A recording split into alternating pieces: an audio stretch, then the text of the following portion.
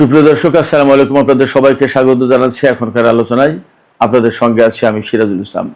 দর্শক, অনেক অনেক গুরুত্বপূর্ণ খবর আছে। সবচেয়ে মজার এবং ইন্টারেস্টিং খবর হচ্ছে মার্কিন প্রেসিডেন্ট ডোনাল্ড ট্রাম্প ইরানের কাছে ক্ষতিপূরণ দাবি করেছেন। তিনি বলেছেন যুদ্ধ এবং যে সমস্ত মানুষকে হত্যা করেছে ইরান তাদের জন্য ক্ষতিপূরণ দিতে হবে। একই সাথে তিনি দাবি করেছেন হরমুজ প্রণালী খোলা আছে। এদিকে মার্কিন প্রেসিডেন্ট ডোনাল্ড ট্রাম্প যখন দাবি করছেন যে হরমুজ প্রণালী খোলা আছে এবং ইরানকে ক্ষতিপূরণ দিতে হবে, তখন মার্কিন সিনেটের বিরোধী দলীয় নেতা চাক শুমার তিনি বলেছেন ডোনাল্ড ট্রাম্প যে যুদ্ধ শুরু করেছেন সেই যুদ্ধ হচ্ছে অবৈধ যুদ্ধ এবং অনুমোদনহীন যুদ্ধ। এই অবৈধ যুদ্ধ বন্ধ করতে হবে এবং এই অবৈধ যুদ্ধে মার্কিন প্রেসিডেন্ট ডোনাল্ড ট্রাম্প হেরে যাচ্ছেন। তিনি ডোনাল্ড ট্রাম্পকে এই যুদ্ধের জন্য আরো বেশ কিছু ব্যাপারে একেবারে সরাসরি দায়ী করেছেন। মার্কিন প্রেসিডেন্ট যখন ইরানের কাছে ক্ষতিপূরণ দাবি করছেন, তার মানে দাঁড়াচ্ছে যে হরমুজ প্রণালী খোলার ব্যাপারে আমেরিকা এবং ইরানের ভেতরে যে চুক্তির কথাবার্তা হচ্ছিল, ডোনাল্ড ট্রাম্প দাবি করছিলেন যে চুক্তি হয়ে যাচ্ছে, সেই চুক্তির সম্ভাবনা খুব ক্ষীণ হয়ে আসছে, এটা পরিষ্কার বোঝা যাচ্ছে।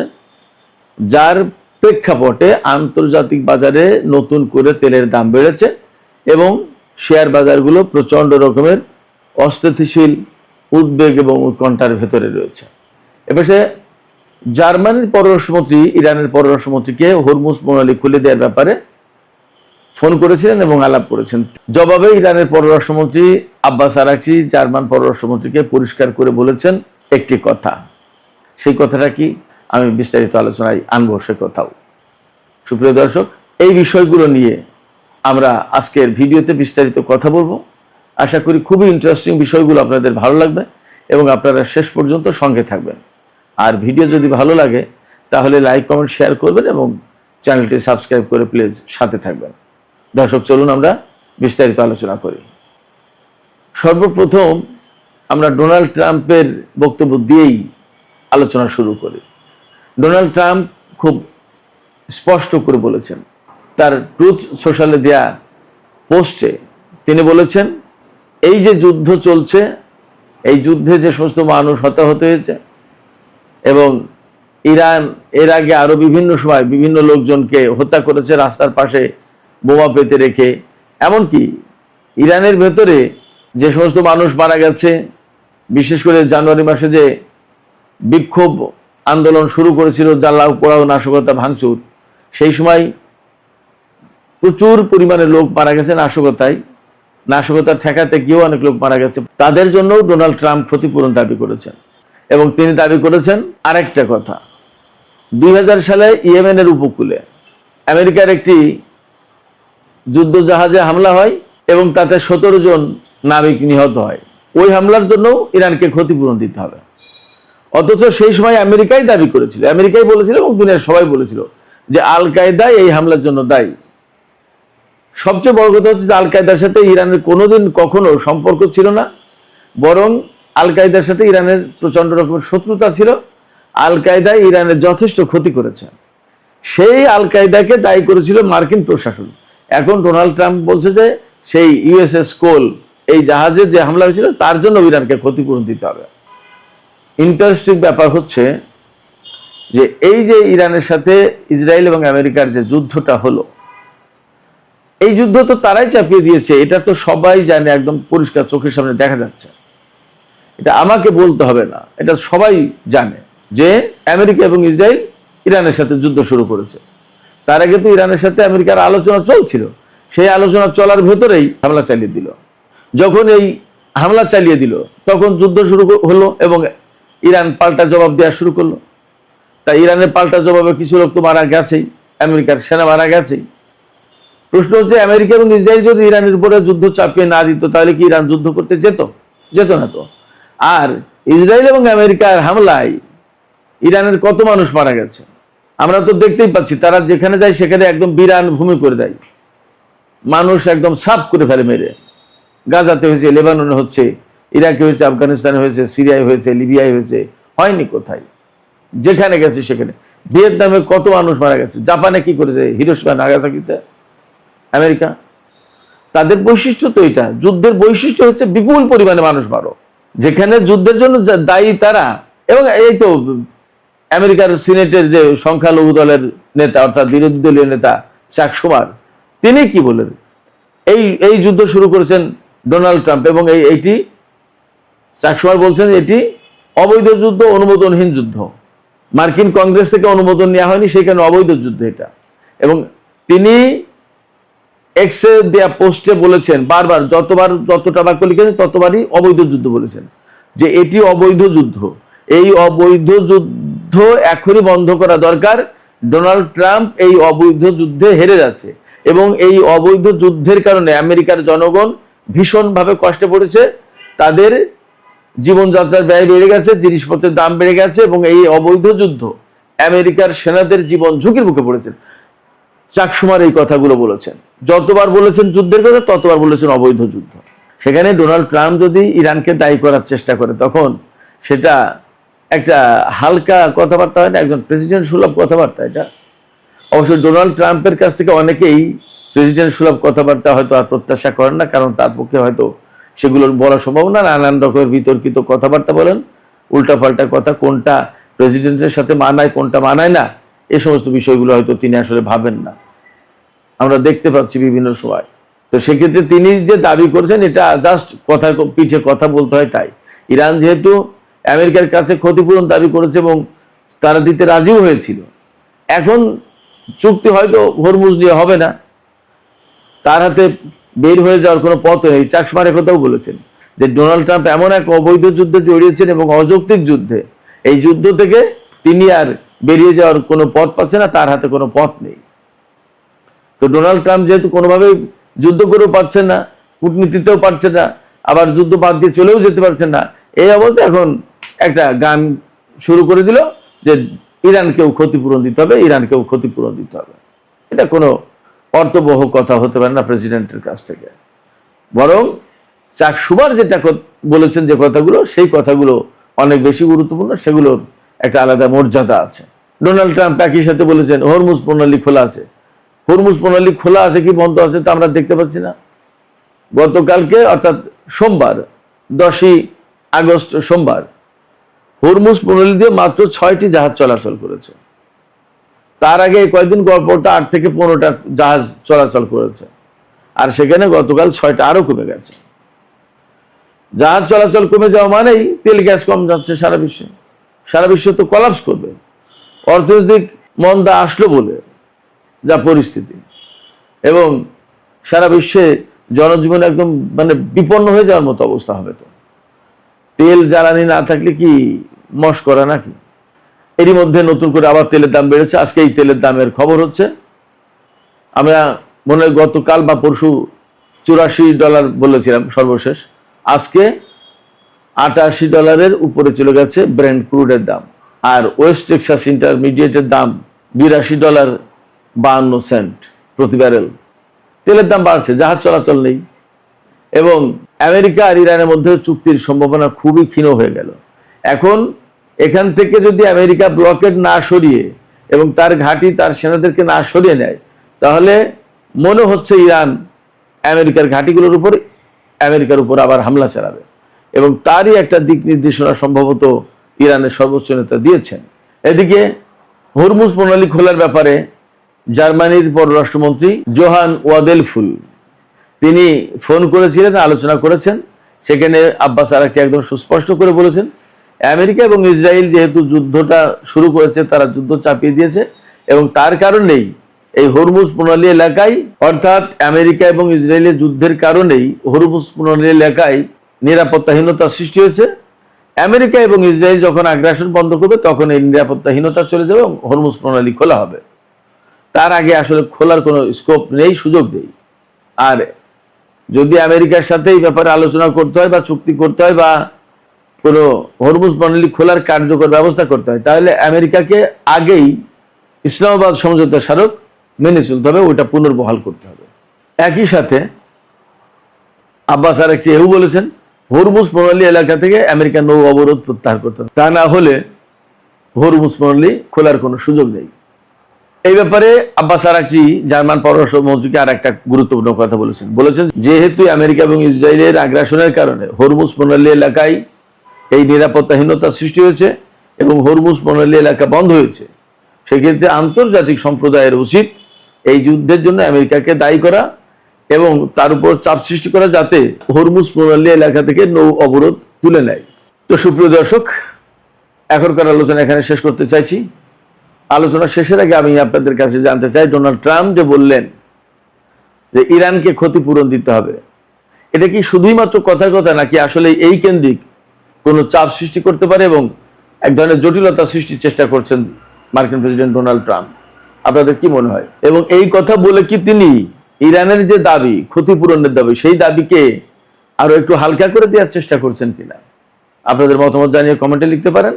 আর ভিডিও ভালো লাগলে লাইক কমেন্ট শেয়ার করুন এবং চ্যানেলটি সাবস্ক্রাইব করে সাথেই থাকুন। দর্শক, এখনকার আলোচনা এখানে শেষ করতে চাইছি। আপনারা সবাই অনেক অনেক ভালো থাকুন। আল্লাহ হাফেজ।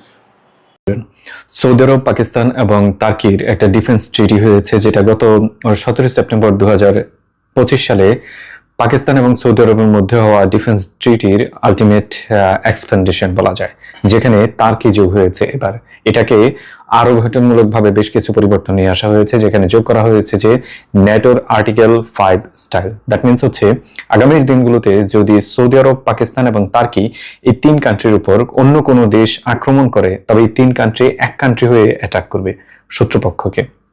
ফর এক্সাম্পল, আগামী দিনগুলোতে যদি তার্কির উপর কোনোভাবে ইসরায়েল কোনো অ্যাটাক করে, তাহলে এই 3 কান্ট্রি একসাথে হয়ে ইসরায়েলকে অ্যাটাক করবে। অথবা পাকিস্তানের উপর ধরেন ইন্ডিয়া কোনো অ্যাটাক করলো, তাহলে সৌদি আরব, টার্কি এবং পাকিস্তান এক কান্ট্রি হয়ে ইন্ডিয়ার সাথে লড়াই করবে, ইন্ডিয়ার বিরুদ্ধে লড়াই করবে। ব্যাপারটা ঠিক এরকম। সো এখন এই ডিফেন্স ট্রিটি অ্যাকচুয়ালি আগামীর দিনগুলোতে বা ডিফেন্স ডিল আগামীর দিনগুলোতে কতটা গুড হতে পারে, কতটা ব্যাড হতে পারে, মানে এইটুক শুনলেই শুধু মনে হবে না যে এটা অনেকগুলো গুড অপশন তৈরি করেছে।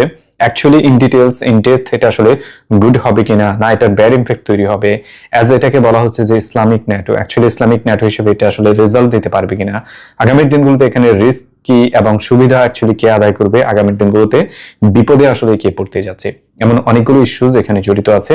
আমি একটা একটা করে সবগুলোকে ক্লিয়ার করার চেষ্টা করে যাবো, যেগুলো মূলত হচ্ছে আপনারা আমাদের সবার অ্যাকচুয়ালি জানা প্রয়োজন। রিজন হচ্ছে গ্লোবাল জিওপলিটিক্স সম্পর্কে যদি আপনার এই ইস্যুগুলোতে মিনিমাম আইডিয়া না থাকে, তাহলে আপনি নিঃসন্দেহে অনেক কিছুতে ভুল ধারণা নিতে পারেন। So let's be clear.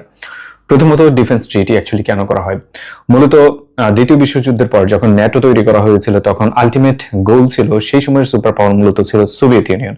Soviet ইউনিয়নের আক্রমণ থেকে বাঁচার জন্য আমেরিকান থ্রুতে মূলত ন্যাটো সাউথ আটলান্টিক উপকূলে যতগুলো দেশ রয়েছে তাদেরকে সিকিউরিটি দেওয়ার জন্য ন্যাটো করা হয়েছিল।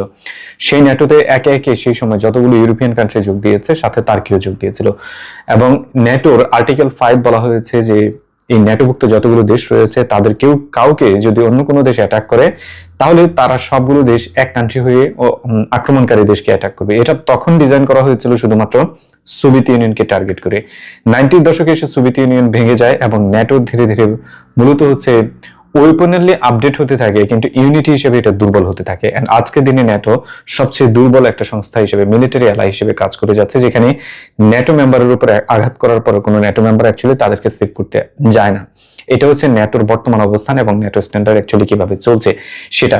এবার আসেন, তার্কি ন্যাটো কান্ট্রি, তার কেন প্রয়োজন হলো হচ্ছে একটা ডিফেন্স ট্রিটি বা ডিফেন্স ডিলে যাওয়ার পাকিস্তানের সাথে, সেগুলো এখানে মোস্ট ইম্পর্টেন্ট পার্ট।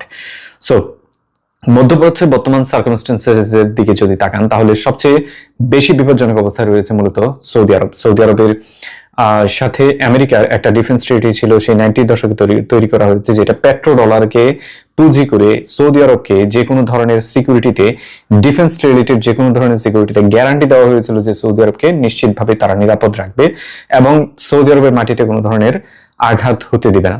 এটা আমেরিকার সাথে সৌদি আরবের সেই ডিল হয়েছিল 60-70-র দশকে, যখন তেল নিয়ে সারা পৃথিবী জুড়ে সৌদি আরবের মার্কেট বড় হতে শুরু করেছিল। আমেরিকা তখন সেই ট্রিটি করেছিল। সৌদি আরবের ছোট সেই মধ্যপ্রাচ্যের প্রতিটা দেশে মূলত আমেরিকা পা রেখেছে এবং সেখানে তাদের বেস তৈরি করেছে। বাহরাইনে 5th নেভাল ফ্লিটের হেডকোয়ার্টার তৈরি করেছে, কুয়েতে সবচেয়ে বড় মিলিটারি ডিপোর্ট তৈরি করেছে, কাতারে সবচেয়ে বড় এয়ারফিল্ড তৈরি করেছে, সৌদি আরবে অনেকগুলো এয়ারফিল্ড তৈরি করেছে। ঠিক এভাবে পুরো মধ্যপ্রাচ্যের সবগুলো দেশে মূলত আমেরিকা এসেছে। সো আমেরিকা এসে যে সিকিউরিটি দেওয়ার কথা ছিল, কিন্তু আমেরিকা এই সবগুলো বেসকে ব্যবহার করে মূলত তার ফায়দা লুটেছে এবং ইরানকে বারংবার অ্যাটাক করে গেছে, টার্গেট করে গেছে। এন্ড লাস্ট টাইম ইরানে অ্যাটাক করতে গিয়ে ইরান মূলত পুরো মধ্যপ্রাচ্যের এই অঞ্চল জুড়ে যতগুলো দেশ রয়েছে তার প্রত্যেকটাতে আমেরিকার বেস একটা একটা করে সবগুলোকে ডিস্ট্রয় করেছে। এন্ড 13টা কান্ট্রিতে সব মিলিয়ে 17 থেকে 18টা American installment and base completely Iran মাটির সাথে মিশিয়ে দিয়েছে। এন্ড দ্যাটস ওয়াই যে আমেরিকার সাথে যে ডিফেন্স ট্রিটি এটা এখানে আসলে কাজ করেনি। একই জায়গায় এই ডিফেন্স ট্রিটি এখানে কাজ না করাতে মূলত সৌদি আরব বিপদে পড়ে গেছে, কারণ হচ্ছে সৌদি আরবের হাতে আর অপশন নেই। সো সৌদি আরবের মূল এজেন্ডার মধ্যে অন্যতম বড় একটা পার্ট হচ্ছে ইয়েমেন, এবং ইয়েমেনের পাশাপাশি আরব আমিরাত, আজকের দুবাই। সো এগুলোকে আগামী দিনগুলোতে ট্যাকেল করতে হলে তাকে একটা বড় মিলিটারি স্ট্রং মিলিটারি হ্যান্ড প্রয়োজন, যেটা ইন রিজনালি কোঅপারেট করতে পারে। সেটার জন্য তার কাছে বেস্ট অপশন ছিল পাকিস্তান। সো পাকিস্তানের সাথে সে প্রথম এই ডিলটা করে, এই জন্য যে সৌদি আরবের আগামী দিনগুলোর ইন্টারেস্ট এখানে যেন কাজে লাগাতে পারে। In the recent time clearly যখন ইরান ইসরায়েল ইউএস এর ওয়ার চলছিল, তখন সবচেয়ে বেশি ভিক্টিমাইজড করা হয়েছে মূলত তার্কিকে বারংবার বলা হয়েছে যে সে আগামী দিনগুলোতে তাদের একটা শত্রু, তাকে যে কোনো ভাবে তাদের নিউট্রালাইজড করতে হবে, এমন অনেকগুলো ওয়ার্ড। সো আপনি ক্লিয়ারলি জানেন হাকান ফিদান বিভিন্ন সময় বিভিন্ন ভাবে বলেছে যে ইসরায়েল যুদ্ধ ছাড়া টিকতে পারে না, যুদ্ধ তার প্রয়োজন, এমন কিছু। সো তার্কি তখন কোনো না কোনো অংশে একটা জায়গায় এসে নিশ্চিতভাবে মনে করেছে যে আগামী দিনগুলোতে তাকে যদি অ্যাটাক করা হয়, অ্যাজ ইসরায়েলের দিক থেকে অ্যাটাক হয়, ন্যাটো কোনো কান্ট্রি তাকে এসে প্রোটেক্ট করবে না। সো ন্যাটো কোনো কান্ট্রি যদি তাকে এসে প্রোটেক্ট না করে বা তার হয়ে লড়াই না করে, তাহলে তার যে রিসোর্স রয়েছে এটা অনেকটা লিমিটেড বলা যায়। রিজন হচ্ছে তার্কি একটা বাস্ট কান্ট্রি, কিন্তু হিউম্যান রিসোর্স অনলি 9 কোটির কাছাকাছি। সো এখন তার এই হিউম্যান রিসোর্সকে কাজে লাগিয়ে অনলি ইসরায়েল নয়, এন্টায়ার ন্যাটোর বিরুদ্ধে তাকে লড়াই করতে হবে, যেটা সে আসলে পারবে না, এটা নিশ্চিতভাবেই পারবে না, সে বুঝে। এন্ড এটা করার জন্য আগামী দিনগুলোতে তার একটা সাপোর্টিং রোল প্রয়োজন, যে সাপোর্টিং রোলটা মূলত হতে পারে বেস্ট অপশন সৌদি আরব এবং পাকিস্তানের ডিফেন্স ট্রিটিতে নিজেকে ঢুকিয়ে নেওয়া। এখানে কতগুলো গুড অপশন তৈরি হবে তার জন্য, সেটা আমি পরে আসছি। এন্ড পাকিস্তানের অ্যাকচুয়ালি এখানে কি প্রয়োজন, কেন প্রয়োজন হয়েছে ডিফেন্স ট্রিটি? রিজন হচ্ছে পাকিস্তানের আলটিমেট মধ্যপ্রাচ্যে যতগুলো দেশ রয়েছে, আপনি সৌদি আরব বলেন, কাতার বলেন, কুয়েত বলেন, ইউএই বলেন, সবগুলো দেশে ভাড়া যে সোলজারের কথা যদি আপনি শুনে থাকেন, তাহলে এটার সবচেয়ে বেশি সার্ভিস দিয়ে থাকে পাকিস্তানি সোলজাররা সেখানে এই দেশগুলোর এয়ারফোর্সের বেশিরভাগ অংশে পাকিস্তানি পাইলটরা কাজ করে যাচ্ছে। এই দেশগুলোতে যত ধরনের গ্রাউন্ড ফোর্স রয়েছে অথবা ক্রিটিক্যাল মিলিটারি ইকুইপমেন্ট হ্যান্ডেলিং এর ক্যাপাসিটি যতগুলো দেশে রয়েছে, তার সবগুলোর বড় অংশে অপারেট করে থাকেন মূলত পাকিস্তানি সোলজাররা। যেখানে তার ভাড়াটিয়া সোলজার অলরেডি কাজ করে যাচ্ছে, সেখানে ডিফেন্স ট্রিটি করার পর সে সৌদি আরব থেকে বড় ধরনের ফাইন্যান্সিয়াল বেনিফিট পাবে, এবং তার যে বিশাল একটা হিউম্যান রিসোর্স রয়েছে পাকিস্তানে, প্রায় 24 কোটির উপরে মানুষ, সেখানে অনেক বড় একটা অংশ হচ্ছে ওয়ার্কেবল ফোর্স, যেটা আসলে পাকিস্তানে কাজ পায় না। সো তাদের জন্য কাজের একটা রাস্তা এই দেশগুলোতে আবার তৈরি হবে। সো দুটোকে একসাথে অ্যানালাইসিস করে তার এখানে প্রয়োজন হয়েছে। এবং এই ডিফেন্স ট্রিতে কেন পাকিস্তান ইম্পর্টেন্ট, রিজন হচ্ছে নিউক্লিয়ার ওয়ারহেড। যতগুলো মুসলিম কান্ট্রি রয়েছে, প্রায় 57 মুসলিম কান্ট্রি, তার মধ্যে একমাত্র দেশ পাকিস্তান যার কাছে নিউক্লিয়ার ওয়ারহেড রয়েছে। সো এমন একটা ট্রিটি এটা এখন হয়েছে, সেটা হচ্ছে যে একটা নিউক্লিয়ার কান্ট্রি তার ইম্পর্টেন্স অনেক বেশি, আর একটা ন্যাটো কান্ট্রি তার ইম্পর্টেন্স অনেক বেশি, কারণ তার যত ধরনের ইকুইপমেন্ট রয়েছে, মিলিটারি ওয়েপন রয়েছে, সবগুলি ন্যাটো স্ট্যান্ডার্ড। সো এখানে ন্যাটো স্ট্যান্ডার্ড ওয়েপন পাচ্ছে রাশিয়া, চাইনিজ ওয়েপনের বিশাল একটা ভান্ডার রয়েছে মূলত পাকিস্তানের হাতে, সেটা পাচ্ছে। অ্যাজ ইউজুয়াল আমেরিকান ওয়েপনের যত ধরনের ওয়েপন রয়েছে, এভরি সিঙ্গেল ওয়েপনের সবচেয়ে বড় একটা ভান্ডার রয়েছে মূলত সৌদি আরবের কাছে। আপনি জাস্ট আন্দাজ করেন, এটা একটা নট জগা খিচুড়ি, এটা কিন্তু ক্লিয়ারলি একটা কোঅর্ডিনেটেড অ্যাকশনের দিকে যাচ্ছে ধীরে ধীরে, এবং এটা টোটালি এন্টায়ার ওয়ার্ল্ডের যে ওয়েপনারি সিস্টেম, সেটার একটা কোলাবোরেশন হচ্ছে এই 3 দেশের মাধ্যমে। দেন আসেন এখানে বেনিফিটের দিকে যদি তাকান, তাহলে আপনাকে 3টা দেশেরই রিসোর্সের দিকে তাকাতে হবে। প্রথম রিসোর্স হচ্ছে সৌদি আরবের কাছে নো হিউম্যান রিসোর্স, তার কাছে বড় কোনো হিউম্যান রিসোর্স নাই, কিন্তু তার কাছে ন্যাচারাল রিসোর্সে ভর্তি, লাইক তেল, গ্যাস, অন্যান্য অনেক জিনিস প্রচুর রয়েছে তার কাছে। সো সৌদি আরবের কাছে ন্যাচারাল রিসোর্স এন্ড মানি, সৌদি আরবের কাছে প্রচুর পরিমাণে লিকুইড মানি রয়েছে, যেগুলো সে কাজে লাগায় না, বরং কোনোভাবে বেকার পড়ে আছে, সেটাকে সে এখানে কাজে লাগাতে পারবে। Number 1 natural resource and money, দুটো সৌদি আরবের কাছে আছে। তার্কির কাছে আছে NATO standard weapon and own weapon industry, এটা বাস্ট একটা ওয়েপন ইন্ডাস্ট্রি। সো তার্কি তার ওয়েপন ইন্ডাস্ট্রি এখানে কন্ট্রিবিউট করবে। লাইক বর্তমান পৃথিবীতে যত ওয়েপন ইন্ডাস্ট্রির দিকে তাকান তাহলে ইউএসএ, রাশিয়া, চায়নার পরেই মূলত তার্কির অবস্থান। চতুর্থ বৃহত্তম ওয়েপন এক্সপোর্টকারী মানে কান্ট্রি বর্তমান পৃথিবীতে হচ্ছে তার্কি। অ্যান্ড দেন আসে তার্কির যে হিউম্যান রিসোর্স রয়েছে, এটা one of the best human resource. Like তার কাছে যে পরিমাণ সোলজার রয়েছে এবং তাদের যে ট্রেনিং রয়েছে, ফুললি ন্যাটো স্ট্যান্ডার্ড ট্রেনিং প্রাপ্ত তারা। সো তাদের এখানে কন্ট্রিবিউট করা হচ্ছে। অ্যান্ড পাকিস্তানের অলরেডি তার কাছে nuclear weapon and one of the largest military stronghold রয়েছে, not just Asia, in the world actually. তার কাছে সারা পৃথিবী জুড়ে one of the best military রয়েছে। So all together actually combined এখানে কাজ করতে যাবে। অ্যান্ড দেন এবার আসে নেগেটিভ ইম্প্যাক্ট কি। সো তার্কির দিকে যদি তাকান তাহলে তার্কির জন্য নেগেটিভ ইম্প্যাক্ট বলতে খুব কম আছে, তার্কির জন্য পজিটিভ ইম্প্যাক্ট অনেক বেশি। রিজন হচ্ছে তার্কি একই তো ন্যাটো বেসড একটা কান্ট্রি, একই সাথে ন্যাটোর একটা মানে হাবি রয়েছে তার এখানে, সাথে ন্যাটোর ওয়েপন তার কাছে রয়েছে, 5th জেন ফাইটার জেট পাওয়ার সম্ভাবনা রয়েছে। সো এখন এন্টায়ার যে মুসলিম ন্যাটো বলা হয়েছে সেটার জন্য প্রয়োজন মূলত হচ্ছে রিসার্চ এন্ড ডেভেলপমেন্ট। কি নতুন ওয়েপন, নতুন ট্যাকটিক্স যত কিছু রয়েছে সেটার রিসার্চ এন্ড ডেভেলপমেন্টের প্রয়োজনে যে অর্থ মূলত সৌদি শেয়ার করবে সেটা কাজে লাগাবে মূলত তার্কি। রিজন হচ্ছে তার্কির কাছে সবচেয়ে better research and development capacity রয়েছে এই 3 কান্ট্রির মধ্যে অ্যাকচুয়ালি। সো তার্কি এটাকে কাজে লাগাবে। তার্কির যে মানি প্রবলেম রয়েছে বেসড অন রিসার্চ এবং সেখানে যে বাজেট প্রবলেম রয়েছে সেটা অনেকটা এখান থেকে কভার করে ফেলবে। অ্যান্ড দেন সৌদি আরবের কাছে অ্যাজ ইউজুয়াল যেটা বলেছিলাম, তার খুব বেশি কিছু নেই, মানে হিউম্যান রিসোর্সের এই অংশটা বাদ দিলে শুধুমাত্র অন্যান্য দেশগুলো থেকে তার লোন নেওয়া ছাড়া খুব বেশি কিছু বেনিফিট এখানে নেই যখন এই ডিল হয়েছে। এবার আসেন নেগেটিভ সাইডটা অ্যাকচুয়ালি কি। নেগেটিভ সাইড মূলত হচ্ছে যখন রিজনাল কোঅপারেশনের নামে একটা নেটো স্টাইলের ট্রিটি করা হয়, তখন আপনি অলরেডি জানেন যে এই রিজনে অলরেডি ওয়ার চলছে। ওয়ারটা কোথায় কোথায় চলছে?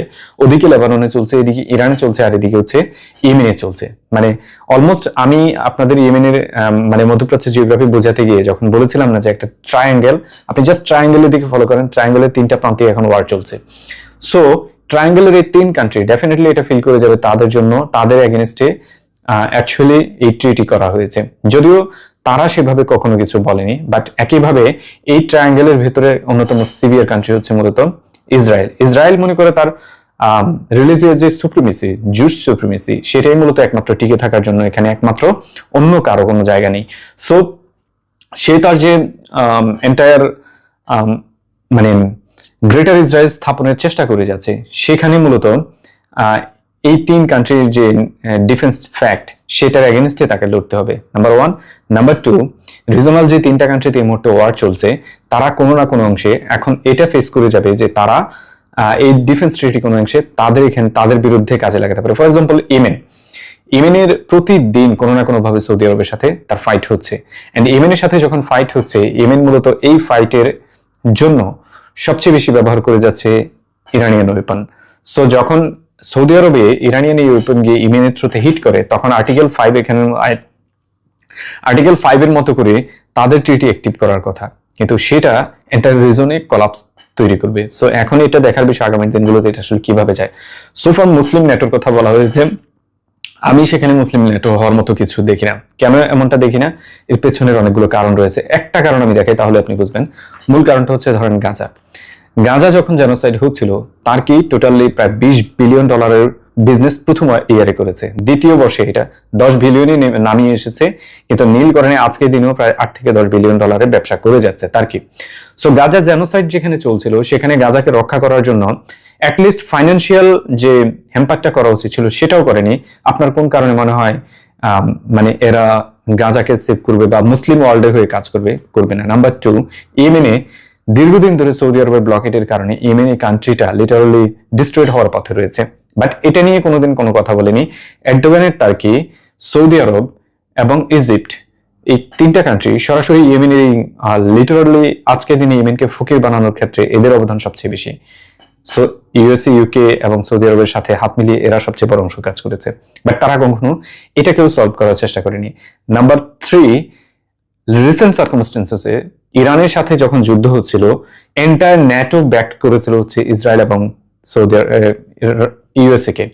এন্টায়ার ন্যাটো ব্যাক করেছে Mediterranean sea, red sea, black sea, সব জায়গা থেকে তাদের এয়ার ডিফেন্স দিয়ে কাজে লাগানোর চেষ্টা করা হয়েছে ইরানের অ্যাটাক থেকে ইসরায়েলকে সেভ করার জন্য, but all things actually failed at a moment. Actually unbelievably Iran তারপরও ইসরায়েলকে ডিস্ট্রয়েড করেছে, ইউএস এর প্রত্যেকটা বেসকে হিট করেছে, Saudi Arabia, Qatar, Kuwait, Bahrain, Jordan, Iraq, Syria, এমন কোনো কান্ট্রি নেই যেখানে মানে ইরান হিট করেনি। ন্যাটোর আর্টিকেল 5 তখন অ্যাক্টিভ হয়নি যখন সাইপ্রাসেও অ্যাটাক করা হয়েছে, ডিয়েগো গার্সিয়ার দিকে অ্যাটাক করা হয়েছে, ইভেন ইউএস এর শিপে বারংবার অ্যাটাক করা হয়েছে। দ্যাট মিনস ইউএস এর উপর অ্যাটাক করা হয়েছে, আর্টিকেল 5 এখানে অ্যাক্টিভ হওয়ার কথা, অ্যাক্টিভ হয়নি। এবং ডোনাল্ড ট্রাম্প বারবার যখন অন্যান্য দেশগুলোকে রিকোয়েস্ট করেছিল নেভাল ব্লকেডে যোগ দেওয়ার জন্য, আপনি ক্লিয়ারলি দেখেছেন স্পেন, ইউকে, ইতালির মতো দেশগুলো সরাসরি না করে দিয়েছে। এটা তাদের ওয়ার না। দ্যাট মিনস ন্যাটোর আর্টিকেল 5 এখানে কোনোভাবেই কাজে দেয়নি, যদিও ইউএস এর উপর ইরান অ্যাটাক করেছে। সো যেখানে ন্যাটোর আর্টিকেল 5 কাজ করে না, যেখানে ইরানের হাত থেকে এত বড় ন্যাটো বেসড 34টা কান্ট্রির মতো দেশের সাথে ইরান একা লড়াই করে গিয়েছে, কোনো আর্টিকেল 5 এখানে কাজে দেয়নি, রিজনকে সেভ করতে পারেনি। মিলিটারি ট্রিটি থাকার পরও, প্রত্যেকটা কান্ট্রিতে অ্যাটাক করার পরও সেই কান্ট্রিতে ইসরায়েল, ইউএসএ নিজে সেভ হতে পারেনি, নিজেরা লেজ গুটিয়ে পালিয়েছে।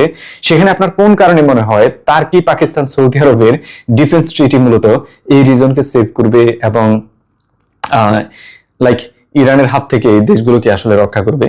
করতে পারবে না। এখানে অন্য কোনো গোল আছে। যাই হোক, সেটা আমি পরে বোঝাবো। অন্য আরেকটা গোল আছে ডেফিনেটলি, সেটাকে আমি বাসলি এক্সপ্লেন করতে হবে। ইগলাইজে সেই ভিডিও যাবে, যদি ইগলাইজ অনেকদিন ভিডিও দেওয়া হচ্ছে না, আগামী দিনগুলোতে যাবে। সো দ্যাটস ইট আমার দিক থেকে এখন পর্যন্ত যতটুকু আমি দেখতে পেয়েছি, যে এই ন্যাটো স্ট্যান্ডার্ডের যে মানে ডিফেন্স ট্রিটি করা হয়েছে সেটা খুব বেশি কাজে দেবে না। তবে স্পেসিফিক্যালি পাকিস্তান, টার্কি এখানে সবচেয়ে বেনিফিশিয়ারি হবে এবং সৌদি